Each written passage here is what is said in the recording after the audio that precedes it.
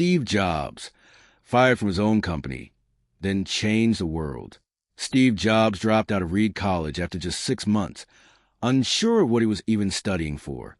But he didn't stop learning. He started auditing classes that simply interested him, including one on calligraphy that would later shape his obsession with clean, beautiful design. That eye for design, paired with a bold vision for what technology could be, led him to co-found Apple in a garage and help launch the personal computer revolution. Then came the setback no one expected. In 1985, at just 30 years old, Jobs was pushed out of the very company he had built.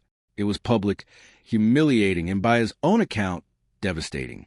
Before we get to his comeback, if you're enjoying stories about people who got knocked down and came back stronger, hit subscribe. It really helps this channel keep making them. Instead of disappearing, Jobs used a setback to reinvent himself. He founded Next and bought a small computer graphics division that would become Pixar.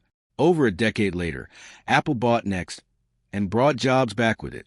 What followed was one of the greatest comebacks in business history. The iMac, the iPod, the iPhone, the iPad, each one driven by his relentless focus on innovation and uncompromising design. Jobs' story is a reminder that being pushed out doesn't mean being finished. Sometimes it's a setup for the second act. Vocabulary and context. Vision, the ability to think about or plan the future with imagination and innovation. The introduction of new ideas, methods, or product setback. A reversal or check-in-progress design. The intentional shaping of something to be both functional and beautiful.